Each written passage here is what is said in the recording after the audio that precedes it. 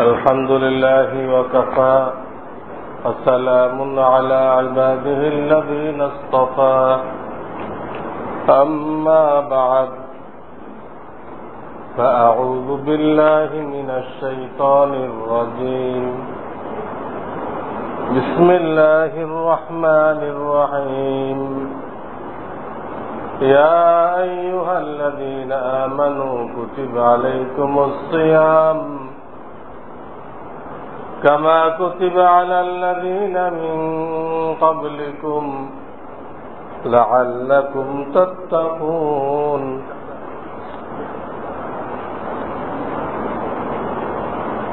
وقال رسول الله صلى الله عليه وسلم الصيام جنة أو كما قال رسول الله صلى الله عليه وسلم আলহামদুলিল্লাহ গত 2 মাস ধরে আমরা আল্লাহর দরবারে দোয়া করতেছিলাম আল্লাহুম্মা বারিক লানা ফি রজব ওয়া শাবান ওয়া বাল্লিগনা রমাদান। এই দোয়া বারবার পড়া হয়েছে, জারি রাখতে বলা হয়েছে। আল্লাহর ফজলে সেই রমজান মুবারক আমাদের খুবই নিকটবর্তী, 1 সপ্তাহ। আশা করা যাইতেছে আগামী শুক্রবার যদি চাঁদ দেখা যায় তো শুক্রবার দিনগত রাত্রেই তারাবি শুরু হয়ে যাবে। আগামী শুক্রবার দিনগত রাত্রে তারাবি নামাজ শুরু হয়ে যাবে। আর যদি কোনো কারণবশত চাঁদ না দেখা যায়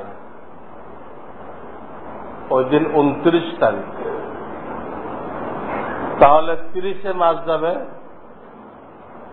এর ব্যতিক্রম নেই আরবিতে, 29 না হয় 30, কখনো 31-এ যাবে না। বাংলাতে ইংরেজিতে 31 আছে, আরবিতে নেই। কাজেই যদি শুক্রবারে চাঁদ না দেখা যায়, শনিবারে আর চাঁদের অপেক্ষা করার দরকার নেই, শনিবার তারাবি অবশ্যই পড়তে হবে নিশ্চিত।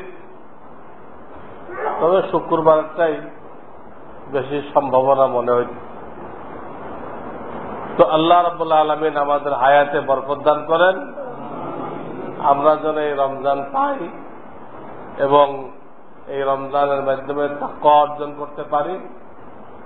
কোন কোন পয়েন্টে বোঝা যায় 70 বছর আল্লাহর ইবাদত করে মানুষ যতটুকু আগায়, 70 বছর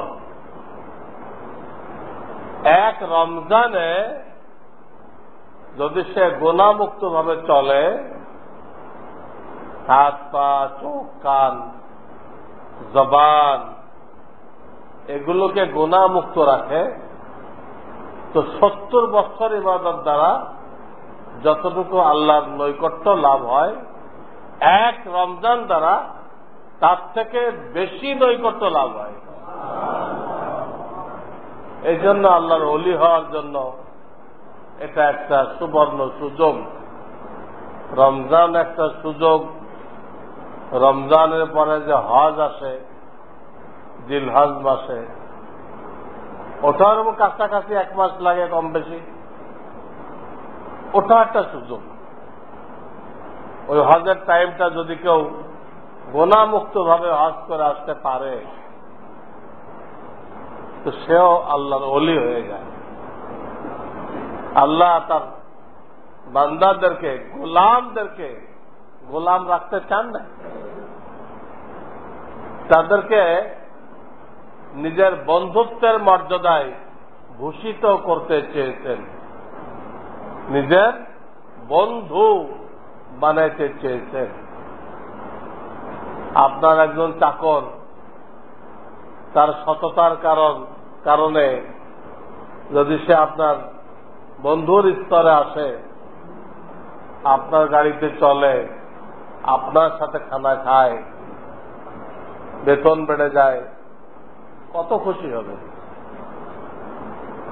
অথচ সে আর আপনি একই মানুষ, আপনি মালিক হয়েছেন, সে আপনার আন্ডারে, যে এখানে তো তার দুজন সমান, একজন খালেক আর একজন মাখলুক।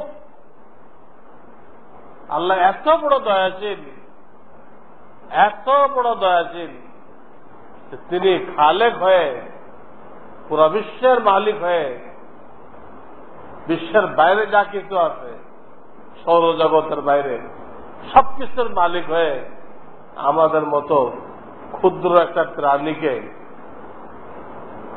দেখে নাপাক পানি দ্বারা তৈরি করা হয়েছে, সবসময় নাপাক বহন করতে হয়েছে,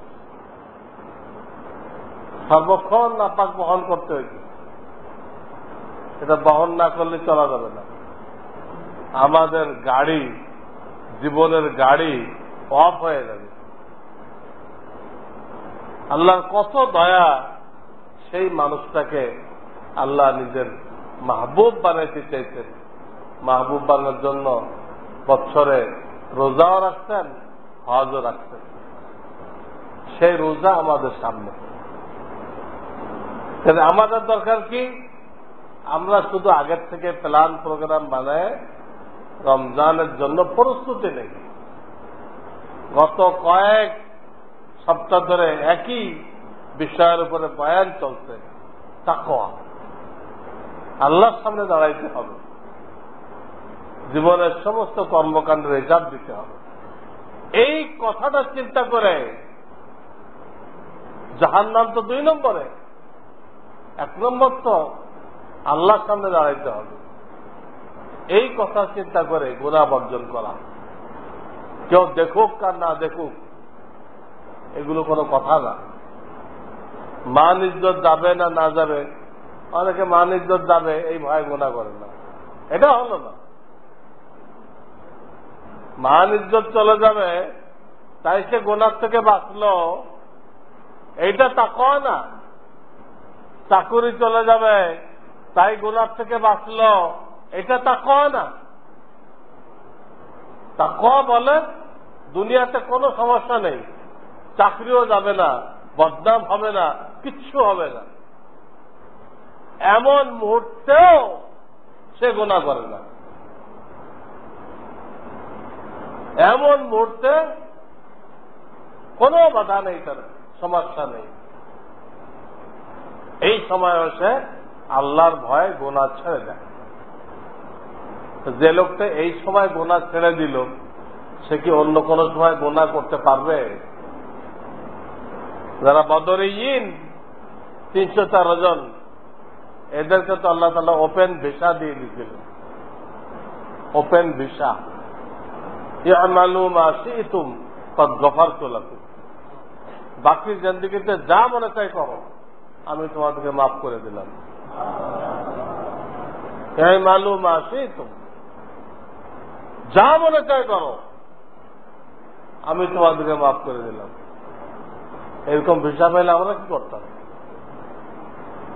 কিন্তু এই ভিসা পায়ে তারা আরো ঘাবড়ায় গেছে। আল্লাহ আমাকে এত বড় মর্যাদা দান করলেন,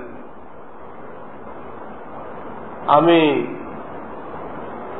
এই মর্যাদা নষ্ট না করি, এই মর্যাদা আমার হাতছাড়া না হয়, এই চিন্তায় তারা আরো ভীত সন্ত্রস্ত হয়ে পড়ছে,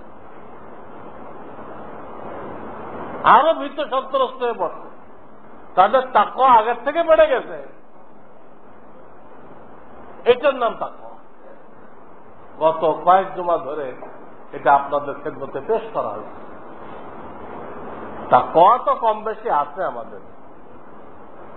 আমি গত জুমায় বলেছিলাম, তা না হলে যখন কেউ একা একা থাকে, গলা শুকায় গেছে, পানি আছে ফ্রিজে ঠান্ডা, খাইলে কেউ দেখবে না,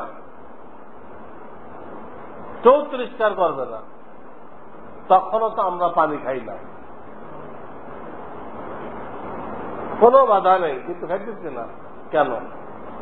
কেউ না দেখলেও মনে হয় যে আল্লাহ তো দেখতেছে, আমার রোজাটা কেমনে হবে, এই কথা চিন্তা করে আমরা ওই পানিটা খাই না। তো এটা তো একটা তাকওয়া। কেউ নেই, ঘর খালি, পানি খেয়ে নিত, সবার সাথে ইফতার করত, কে চ্যালেঞ্জ করত? তো তাকওয়া আছে, কিন্তু পর্যাপ্ত পরিমাণ নেই।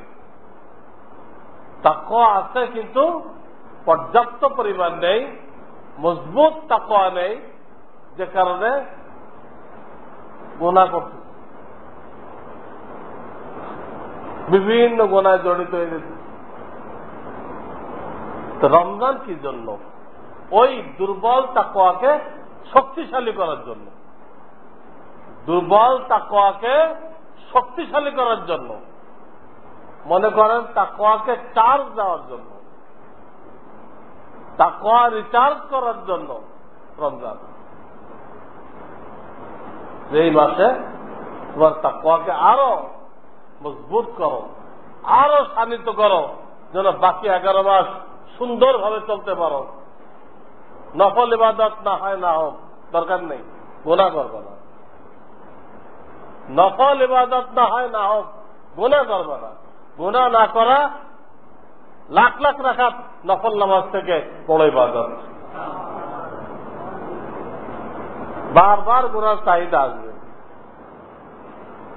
শয়তানে বারবার গুনার মজা, গুনাহের প্রয়োজনীয়তা আপনার আমার সামনে পেশ করবে। শয়তান এত বেশি এলেম রাখে যে বড় বড় মুফতি, বড় বড় সাইকুল হাদিস থেকেও শয়তান বেশি এলেম রাখে। আমাদের অভিজ্ঞতা হল 60-70 বছরের, আর শয়তানের অভিজ্ঞতা কত? কোন নবীর জামানায় কি নাজেল হয়েছে, রাসূলুল্লাহ কি কইছে, সব হাদিস হয়তো আমরা জানি না, যে ইবলিসে জানার। এই জন্য বড় বড় আলেমদেরকেও ধোকা দেয়, বড় বড় সাইকুল হাদিসকেও ধোকা দেয়, এত এলেম। ওই যুক্তি দিয়ে সে গুনাহকে এমন ভাবে সাজায় আমাদের সামনে পেশ করে, মনে হয় ঠিক আছে এইবারটা করে নেই, তারপরে তওবা করে দিই।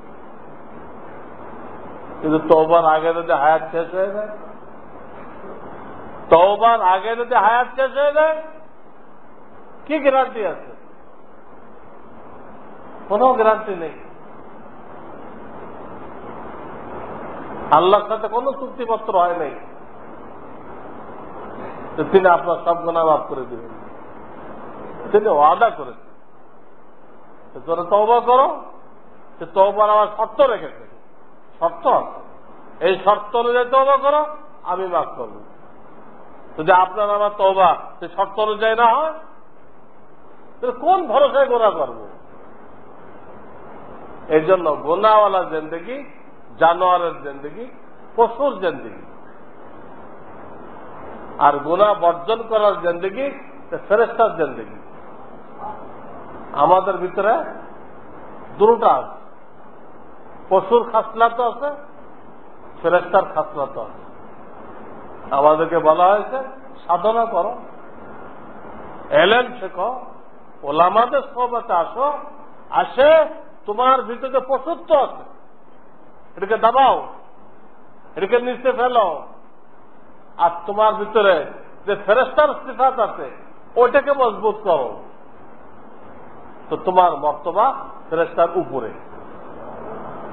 ওই ক্ষেত্রে যায় মানুষের মর্তবা ফেরেশতার উপরে। তো সেই মেহনত মুজাহাদা করার মাস হল রমজান।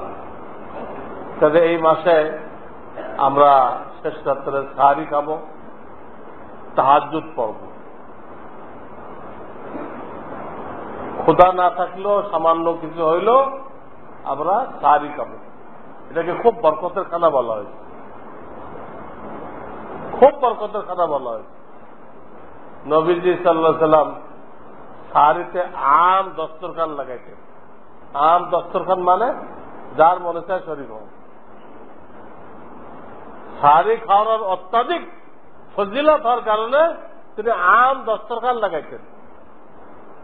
কিন্তু আমাদের দেশে ইফতারি খাওয়ার একটা প্রচলন আছে, ইফতারিতে দাওয়াত দেওয়ার, মেহমানদারি করার। সাহারির কোনো প্রচলন নেই, কিন্তু হাদিসে পাওয়া যায় সাহারি খাওয়ানোর অনেক ফজিলত।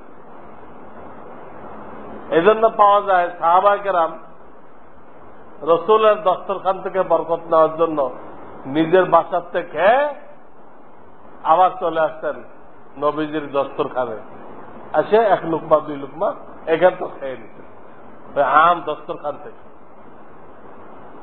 কাজেই সাহারি খাইতে হবে, বরকতের জিনিস হওয়ার কারণে।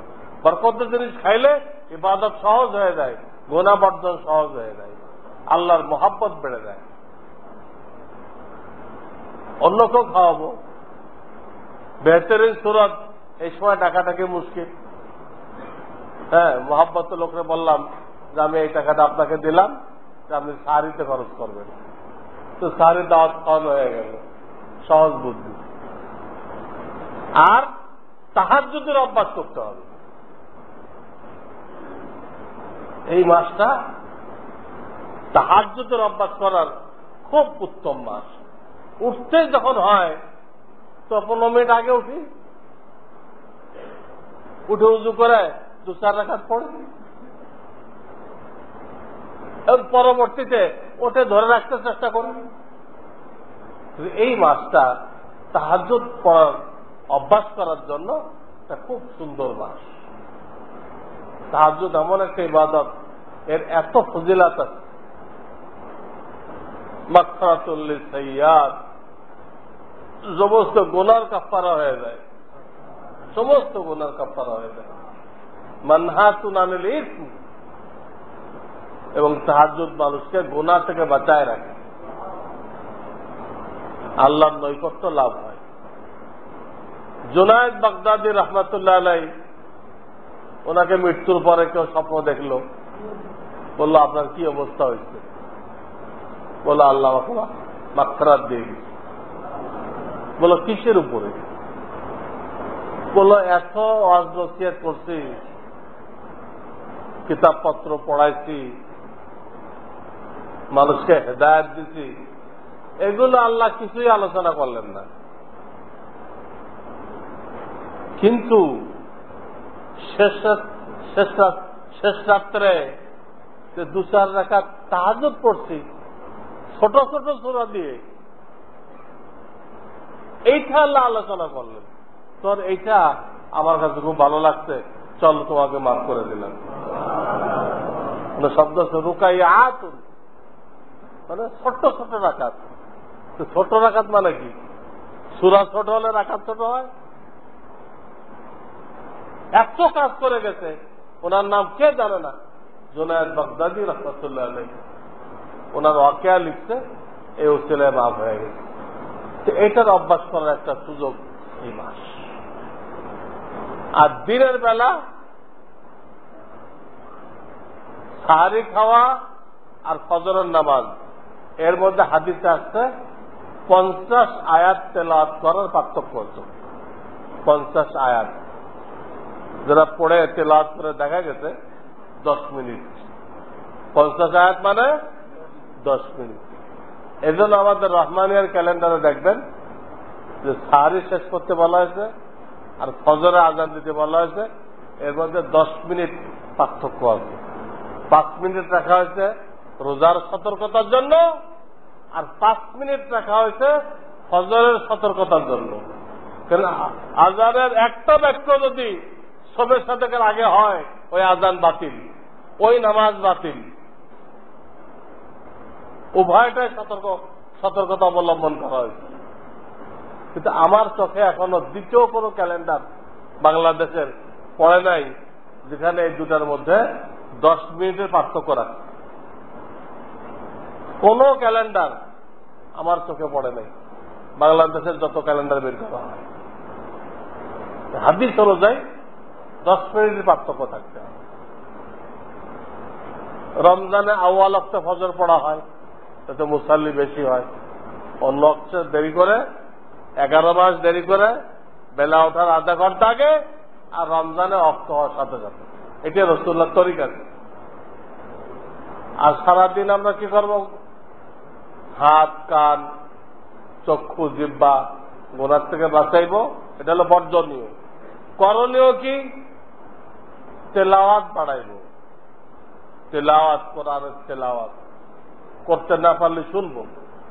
লা ইলাহা ইল্লাল্লাহ এই জিকিরটা করব, ইস্তেগফার করব, দুরূদ শরীফ পড়ব, আর বিশেষ করে একটা দোয়া পড়ব, জান্নাত চাওয়া, জাহান্নাম থেকে মুক্তি চাওয়া।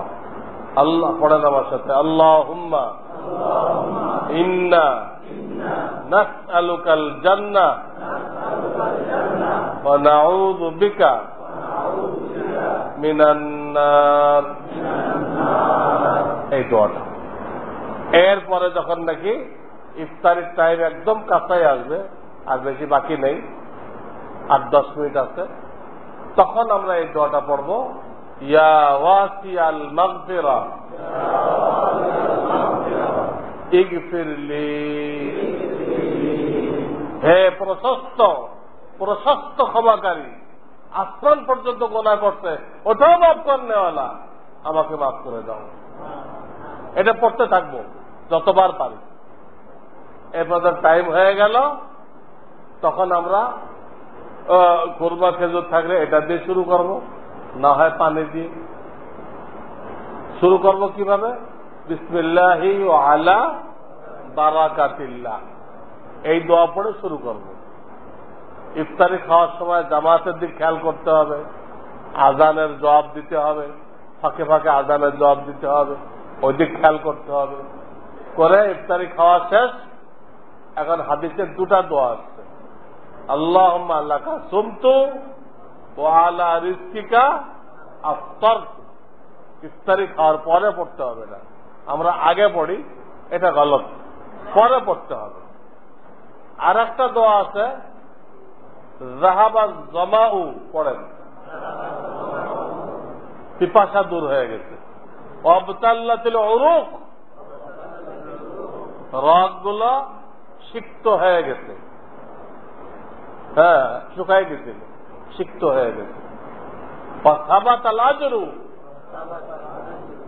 ইনশাআল্লাহ আল্লাহ চাইতো আমার রোজার বিনিময় আল্লাহর দরবারে সাব্যস্ত হয়ে গেছে, সাব্যস্ত হয়ে গেছে।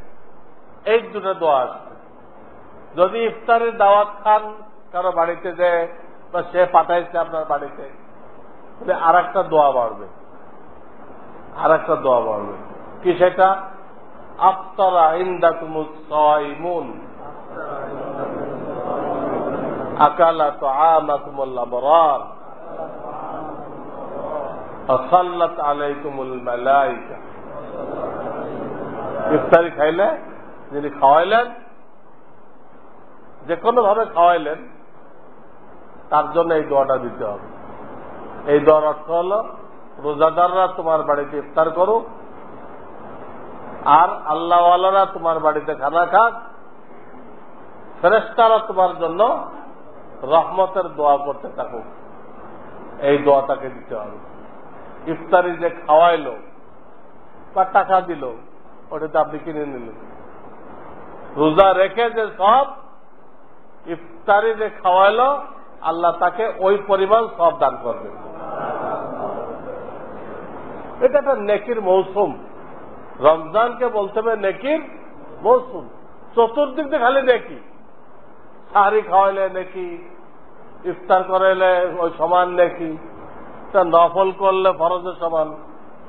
সারা জীবনের নফল তো ফরজের সমান হবে না, কিন্তু রমজানে হবে। আবার ফরজ কত? এটা ফরজ করলে দেখে 70 গুণ বাড়াই দেবে নেকির মৌসুম। এই সময় যদি কেউ না নেয়, পোড়া কপালি হয়ে গেল। এই জন্য একটা হাদিসে আসছে, হুজুর 3 বার বদদোয়া দিলেন, ধ্বংস হয়ে যাক, 3 বার। সাহাবারা প্রশ্ন, হুজুর কার জন্য দিলেন বদদোয়া? রাজুলুন দাখালা আলাইহি রমাজান, রমজান পাইছিল, সুম্মান সালাহ, রমজান চলে গেছে, ওয়ালাম ইউগফার লাহু, তার মাগফিরাত হয়নি। এর জন্য বদদুয়া দিলাম। সর্বশেষ মসলা তারাবির মসলা। এমন হাফেজ নিয়োগ দিতে হবে যার মধ্যে দুটা কোয়ালিটি আছে। বালেগ তো হইতে হবে। অনেকে মনে করে তারাবি নামাজটা নাবালেগের পিছনে জায়েজ আছে। গলত। কোন নামাজ নাবালেগের পিছনে জায়েজ নেই। হ্যাঁ, নাবালেগের পিছনে নাবালেগদের জায়েজ আছে, বালেগদের জায়েজ নেই। বালেগ হইতে হবে। তাই দাড়ি উঠুক বা না উঠুক। অনেকে দাড়ি শর্ত লাগায়, অনেকে বিবাহ শর্ত লাগায়, বেহুদা শর্ত। বালেগ হইলে তার তেলাওয়াত যদি পরিষ্কার হয়, ক্লিয়ার বোঝা যায়, এটা দেখতে হবে। 2 নম্বর, উনি ঘোষণা করবেন তারাবির কোন বিনিময় নিব না, আল্লাহর রাস্তায় পড়াইব। কমিটিকেও বলতে হবে আমরা বিনিময় দিব না, ঘোষণা করতে হবে। তারাবির জন্য কোনো টাকা তোলা যাবে না। যদি কেউ খতম হয়ে যাওয়ার পরে নিজের পকেট থেকে হাদিয়া পেশ করে, হুজুর আপনাকে মহব্বত করি আমি, তাই আমি হাদিয়া দিচ্ছি, তারাবির কোনো বিনিময় না। ওটা জায়েজ, ওটা কোনো আলেম না জায়েজ বলে নাই। খুব ভালো এটা। যখনই বিনিময় তুলবেন, বিনিময় হিসেবে দিবেন, তো আপনার তারাবি নষ্ট হলো, ওই টাকাটা দেওয়া না জায়েজ হলো, ওই হাবের সাহেবের জন্য নেওয়া না জায়েজ হলো, সব বাতিল হয়ে গেল। আপনার তারাবি বাতিল করলেন, তার রিজিকটাও নষ্ট করে দিলেন। আল্লাহ আমাদেরকে এসব গুনাহ থেকে বেঁচে থাকার তৌফিক দান করেন। একটা কথা এখানেই